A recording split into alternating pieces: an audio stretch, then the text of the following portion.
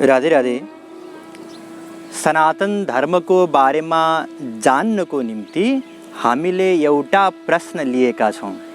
म के चाहन्छु र त्यो कसरी प्राप्त गर्न सकिन्छ? यही प्रश्नको उत्तरको क्रममा अहिलेसम्म हामीले यही बुझ्यौँ कि म चेतन हुँ, आत्मा हुँ र नित्य रहन्छु। र म के चाहन्छु यसको पनि हामीले समाधान गरिसक्यौँ र हामीले यही बुझ्यौँ कि म केवल आनन्द चाहन्छु। हामीले प्रत्यक्ष प्रमाणद्वारा, अनुमान प्रमाणद्वारा म आनन्द चाहन्छु यही सिद्ध गर्यौँ। त्यसै गरी वेद शास्त्रको भनाइ पनि यही हो कि हामी सबै आनन्द नै चाहन्छौँ। र केवल मनुष्य मात्रै होइन, पशु पक्षी कीट आदि गोविंद राधे आनंद ही के हेतु व्यग्र बता दे। राधा गोविंद गीत। केवल मनुष्य मात्रै होइन, पशु पक्षी कीट पतंग चराचर जीव सबै केवल आनन्द नै चाहन्छन्, आनन्दकै निम्ति व्यग्र रहन्छन्। एउटा कुकुरलाई लौरीले हानिदिनुस्, ऊ भुक्दै पर जान्छ र पर गएर रिसाउँदै हेर्छ अथवा दुखी भएर हेर्छ र यही भन्छ भुकेर कि म यो पीडा चाहन्न, म यो दुःख चाहन्न, म पनि आनन्द नै चाहन्छु। हरेक व्यक्ति आनन्द चाहन्छ, चाहे आस्तिक होस् चाहे नास्तिक होस्। हामीले केही दिन अगाडि एउटा नास्तिक दर्शनको चर्चा गरेका थियौँ, यहाँहरूलाई याद होला, चारवाक दर्शन।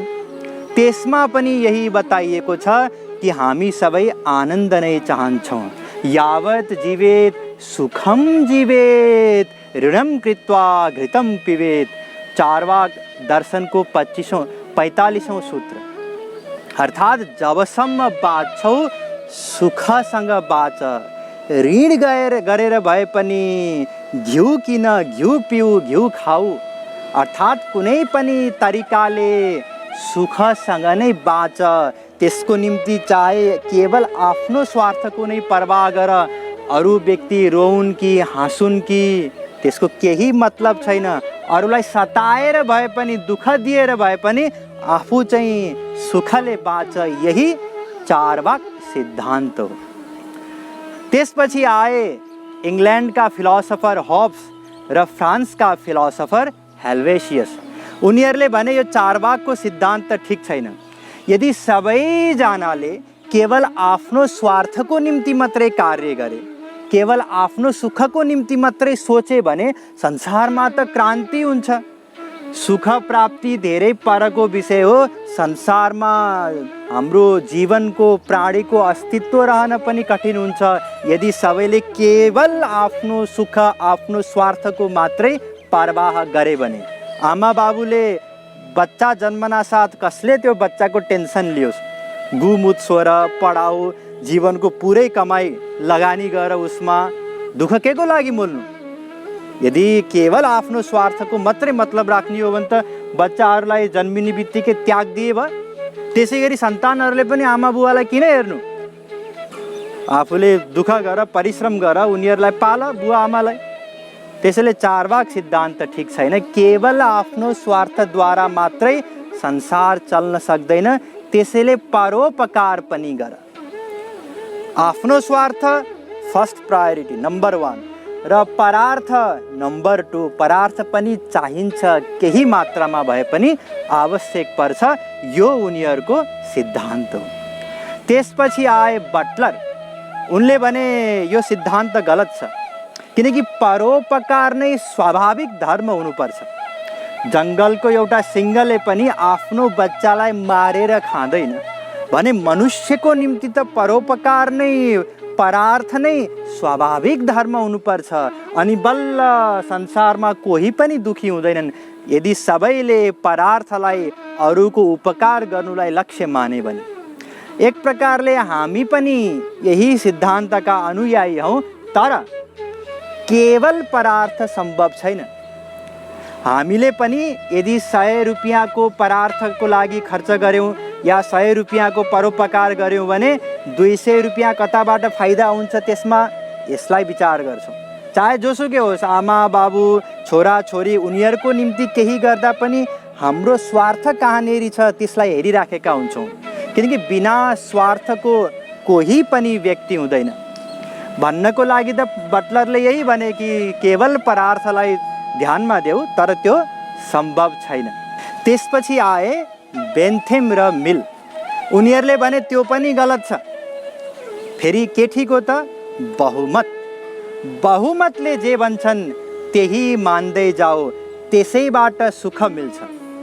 तर हामीले विचार गर्नुपर्ने कुरा के हो भने बहुमतद्वारा कानुन बन्न सक्छ, संविधान बन्न सक्छ, तर बहुमतबाट म सुख किन चाहन्छु, त्यो सुख कसरी प्राप्त हुन सक्छ, यसको ज्ञान कसरी मिल्न सक्छ? किनकि बहुमतको भनाइ सर्वमान्य हुनुपर्छ यो जरुरी छैन। एउटा कक्षामा विद्यार्थीहरूलाई भोट गर्न लगाउनुहोस् र भन्नुहोस् कि पढ्ने कि खेल्ने, प्राय सबै खेल्न चाहन्छन्। यदि हजारौँ व्यक्ति मूर्ख भयो भने त्यसपछि त मूर्खहरूको अनुसार नै सबै चिज चल्छ। हजारौँ गधाहरूको बुद्धिले एउटा मनुष्यको बुद्धिसँग के तुलना गर्न सक्छ, टक्कर दिन सक्छ र? सक्दैन।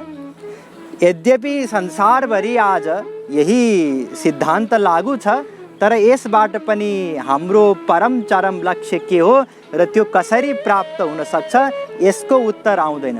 हेर्नुहोस्, यहाँ जति पनि दार्शनिकहरूले उत्तर दिइरहेका छन् या आफ्नो आफ्नो धारणा राखिरहेका छन्, यी सबैको प्रयोजन त्यही हो, त्यो सुख कसरी मिल्छ। होब्सले भने यसरी मिल्छ, बटलरले भने यसरी मिल्छ, मिलले भने यसरी मिल्छ, चार्वाकले भने यसरी मिल्छ। उनीहरू सबै सुख कसरी मिल्छ यसैको उत्तर दिइरहेका छन्। त्यसपछि आदि भौतिकवादीहरू आए। इतिहासमा कयौँ फिलोसोफर भएका छन् आदि भौतिकवादी, जसले भन्छन् कन्सेन्स अनुसार कार्य गर। कन्सेन्स भन्नाले भित्री आवाज, हामी सबैको भित्रबाट एउटा आवाज आउँछ, एउटा प्रेरणा मिल्छ, त्यसलाई भनिन्छ कन्सेन्स। तर यो कन्सेन्स त सबैजनाको अलग अलग हुन्छ र हाम्रै पनि 2 दिन अगाडि जे हाम्रो कन्सेन्स हो, आज जे हाम्रो कन्सेन्स छ, भित्री आवाज छ, 2 दिन पछिको हाम्रो जे भित्री आवाज हुन्छ त्यो अलग अलग हुन्छ। त्यसैले यसबाट पनि हाम्रो समस्याको समाधान हुन सक्दैन। त्यसपछि आए कमन सेन्सवादी। उनीहरूले भने कमन सेन्स अनुसार कार्य गर, कमन सेन्स। तर यो कमन सेन्स त अनुभवद्वारा विकसित हुँदै जाने कुरा हो। पहिला जतिखेर हामीलाई ज्ञान थिएन त्यति बेलाको जे हाम्रो कमन सेन्स थियो त्यो ज्ञान भइसकेपछि परिवर्तित हुन्छ। त्यसैले कमन सेन्सद्वारा पनि काम बन्न सक्दैन। हेर्नुहोस्, जति पनि फिलोसोफरहरूले, दार्शनिकहरूले आफ्नो आफ्नो मत राखे, यी सबै गलत छन्। किन गलत छन्?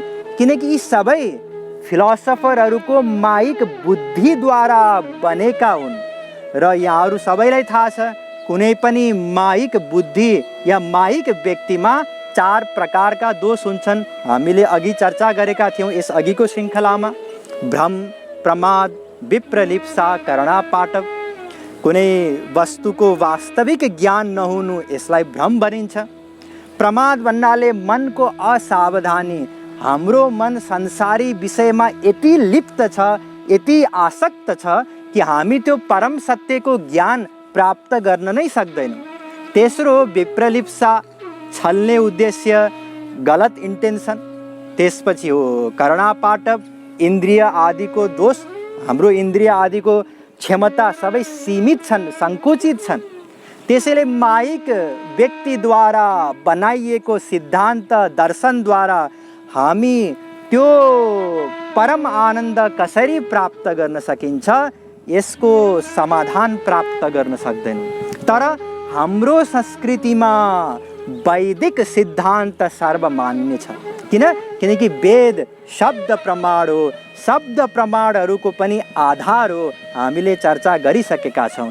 र त्यही वेद र वेद अनुसारका शास्त्रद्वारा हामीले यो पनि जानिसक्यौँ कि हामी सबै केवल आनन्द चाहन्छौँ र आनन्दकै निम्ति प्रत्येक कर्म गर्दछौँ, प्रत्येक सङ्कल्प गर्दछौँ।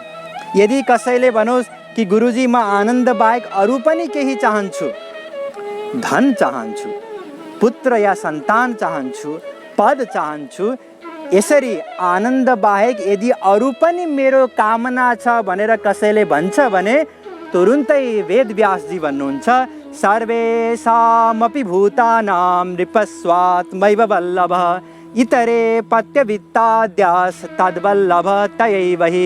भागवत 10:14-50। अर्थात् सबै व्यक्ति केवल आनन्द नै चाहन्छन् र आनन्द बाहेक यदि कसैले अरू कुनै कामना गर्दछ भने त्यसको पछाडिको हिडन पर्पोज, त्यसको पछाडिको प्रयोजन पनि आनन्द नै हो। त्यसैले अरिस्टोटलले भनेका छन् for we choose happiness for itself and never with the view to anything further, whereas we choose honour, pleasure, intellect because we believe that through them we shall be made happy. अर्थात् हामी आनन्दकै निम्ति चाहन्छौँ, तर आनन्द बाहेक अरू जे पनि चाहन्छौँ, सम्मान चाहन्छौँ, मजा चाहन्छौँ, ज्ञान चाहन्छौँ, त्यो यसकारण चाहन्छौँ किनकि हाम्रो यो मान्यता छ, यो विश्वास छ कि त्यसबाट हामीलाई सुख मिल्छ। यस प्रकारले हरेक अन्य कामनाको पछाडिको प्रयोजन पनि आनन्द नै हो। हेर्नुहोस्, कतिपय दार्शनिकहरू आनन्द बाहेक अन्य पनि लक्ष्यलाई स्वीकार गर्दछन्। उनीहरूको मान्यता अनुसार हामी सबैको 5वटा लक्ष्य हुन्छ। के हुन्? जीवन, हामी सबै बाँच्न चाहन्छौँ, यो स्वाभाविक अनुभव हो, यसको लागि कुनै शास्त्रबाट प्रमाण दिइरहन त पर्दैन किनकि मर्ने कसैलाई रहर हुँदैन। त्यसै गरी हामी सबै स्वतन्त्रता चाहन्छौँ। स्वतन्त्रताको निम्ति कत्रा सङ्ग्राम भए, क्रान्ति भए विश्वमा। र अर्को लक्ष्य, हामी सबै अरूमाथि शासन गर्न चाहन्छौँ। ध्यान दिनुहोस्, आफू त हामी के चाहन्छौँ? स्वतन्त्रता चाहन्छौँ, तर सँगसँगै अरू सबैमाथि शासन गर्न चाहन्छौँ। मैले भने अनुसार सबैजना चलुन्, घरमा पनि सबै परिवारका सदस्यले मेरै कुरा मानुन्, म चाहिँ कसैको पनि कुरा नमानु, यो हामी सबै चाहन्छौँ। यसबाहेक ज्ञान चाहन्छौँ, हरेक व्यक्ति जान्न चाहन्छ, पढेर हुन्छ कि पुस्तकहरू इन्टरनेटमा गएर हुन्छ कि या अरू व्यक्तिलाई हेरेर यसले कसरी लगाउँछ, कसरी खान्छ, कसरी बोल्छ, कसरी व्यवहार गर्छ, अरू व्यक्तिलाई देखेर हुन्छ कि हर प्रकारले हामी जान्न चाहन्छौँ। यो पनि हाम्रो स्वाभाविक गुण हो। त्यसै गरी आनन्द त चाहन्छौँ नि। यस प्रकारले जीवन, शासन, स्वतन्त्रता, ज्ञान र आनन्द गरेर 5वटा लक्ष्य मान्दछन्। तर यदि यसलाई हामीले सूक्ष्म रूपले विश्लेषण गऱ्यौँ भने आनन्द बाहेक जीवन भयो, स्वतन्त्रता भयो, शासन भयो, ज्ञान भयो, यी पनि हामी आनन्दकै लागि चाहन्छौँ। जस्तै जीवनलाई लिउँ, हामी सबै किन बाँच्न चाहन्छौँ? यसकारण बाँच्न चाहन्छौँ कि आनन्द मिलोस् भनेर, आनन्दको निम्ति बाँच्न चाहन्छौँ। यदि कसैलाई पनि अब मलाई जीवनभरि आनन्दको लवलेस पनि मिल्दैन भन्ने कुरा पक्का विश्वास भयो, 100% भने अब उसलाई त्यो जीवन पनि चाहिँदैन, आत्महत्या गर्छ। ध्यान दिनुहोस्, यदि जीवन नै परम चरम लक्ष्य भएको भए कसैले पनि विश्वमा आत्महत्या गर्दैनथ्यो। किनकि जीवन नै परम चरम लक्ष्य हुन्थ्यो। तर जीवन परम चरम लक्ष्य होइन, लक्ष्य प्राप्तिको साधन हो, आनन्द प्राप्तिको साधन हो। त्यसैले आनन्दको अभाव, आनन्द प्राप्तिको सम्भावना यदि निश्चित भयो भने त्यो आनन्द प्राप्तिको सम्भावना बिनाको जीवन पनि कसैलाई चाहिँदैन। त्यसैले यसबाट यही सिद्ध हुन्छ कि जीवन पनि आनन्दकै निम्ति हो। त्यसै गरी अन्य सबै लक्ष्य जे बताइएका थिए ती पनि के को निम्ति हुन्? आनन्दकै निम्ति हुन्। यस प्रकारले यही सिद्ध हुन आउँछ कि हामी केवल आनन्द चाहन्छौँ। अब कतिपय व्यक्तिहरू सफलता चाहन्छन्। हेर्नु, सबैजना सफलताको कुरा त गर्छन्, तर सफलता केलाई भनिन्छ कसैलाई पनि थाहा छैन। एउटा ब्याङ्कमा करियर सुरु गरेको व्यक्तिले त्यो ब्याङ्कको ब्रान्चको म्यानेजर बन्नु अथवा सिइओ बन्नु, यसलाई उसले सफलता ठान्दछ। तर यो सफलताको परिभाषा होइन। सफलताको परिभाषा देवर्षि नारदजीले दिनुभएको छ। दुःख हानि सुखावाप्ति श्रेयस्तन्यः चेष्यते, भागवत 4:25-4। अर्थात दुःख सधैँको लागि जाओस् र सधैँको लागि आनन्द मिलोस्, यही सफलता हो। किनकि हाम्रो परम चरम लक्ष्य आनन्द हो र त्यो परम चरम लक्ष्य यदि प्राप्त भयो भने बल्ल हामी सफल भयौँ। अन्यथा त जति पनि अवस्थाहरू छन् सबै अवस्थामा टेन्सन छ, सबै अवस्थामा दुःख छ। हामी जसलाई सुखी देख्छौँ ब्याङ्क म्यानेजर, त्यो पनि दुखी छ। त्यो सिइओ जसलाई हामी परम सुखी ठान्दछौँ त्यो पनि दुखी छ। संसारमा कोही पनि सफल हुन सक्दैनन् जबसम्म उनीहरूले आनन्दलाई प्राप्त गर्न सक्दैनन्। त्यसैले सफलताको वास्तविक अभिप्राय पनि हो आनन्द प्राप्ति। अर्थात् यस प्रकारले सबै वेद शास्त्र हाम्रो अनुभव अनुमानद्वारा यही सिद्ध हुन आउँछ कि हाम्रो परम चरम लक्ष्य आनन्द नै हो। यसमा कुनै पनि दुई मत छैन। र त्यो आनन्द पाउनको लागि हामीले सानैदेखि प्रयत्न गर्यौँ। याद गर्नुहोस्, हामीलाई यही बताइएको थियो कि हेर, यदि स्कुलको 10 क्लासको इक्जाम पास भयो भने अनि सफलता मिल्छ, सुख मिल्छ। हामीले होला भन्ने ठान्यौँ, परिश्रम गर्यौँ, कक्षा 10बाट उत्तीर्ण भयौँ, त्यो सुख मिल्यो? मिलेन, पर सर्यो। अर्थात् अब 12 क्लास पास गरेपछि चाहिँ सुख मिल्छ होला भन्ने ठान्यौँ, फेरि परिश्रम गर्यौँ, 12 क्लास पनि पास गर्यौँ, सुख मिल्यो? मिलेन। सुख कहाँ गयो? डक्टर बनेपछि सुख मिल्छ, अझै पर गयो। जति जति हामी त्यसलाई पछ्याउँछौँ त्यति त्यति त्यो पर सर्दै जान्छ। डक्टर पनि बन्यौँ, MBBS सकियो, सुख मिल्यो? मिलेन। सबैले भने कहाँ डक्टर बन्दैमा सुख मिल्छ, विवाह गर्नुपर्छ अनि बल्ल सुख मिल्छ। हामीले पनि होला भन्ने ठान्यौँ, विवाह गऱ्यौँ, सुख मिल्यो? मिलेन। कहाँ गयो सुख? हामीले देख्यौँ एउटा व्यक्तिले आफ्नो बच्चालाई, सन्तानलाई काखमा लिएर उसलाई चुम्बन गरिरहेको, बच्चाको तोतली भाषामा कुरा गरिरहेको देख्यौँ र यही सोच्यौँ सुख त त्यहाँनेर रहेछ। प्रयत्न गऱ्यौँ, हाम्रा पनि सन्तान भए, सुख मिल्यो? मिलेन, झन्झन दुःख मिल्यो। यस प्रकारले जीवनभरि हामीले सुखलाई पछ्यायौँ तर सुख झन्झन पर गयो। त्यसैले भागवतमा भनिएको छ, सुखाय कर्माणि करोति लोको न तै सुखम वान्य दुपारमं वा विन्देत भूयस्तत एव दुःखम। भागवत 3:5-2। अर्थात् हामी प्रत्येक कर्म सुख प्राप्तिको लागि भनेर गर्छौँ, तर परिणाम के हुन्छ? त्यसैबाट हामीलाई दुःख मिल्छ। त्यसैले वास्तविक सुख के हो? वास्तविक सुख कसलाई भनिन्छ र वास्तविक सुख कसरी मिल्दछ?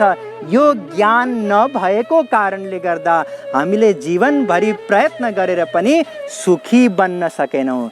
अतः वास्तविक सुख के हो, कसलाई भनिन्छ, कसरी प्राप्त गर्न सकिन्छ, यसको बारेमा जान्नु छ, जानिनेछ, तर अर्को पटक।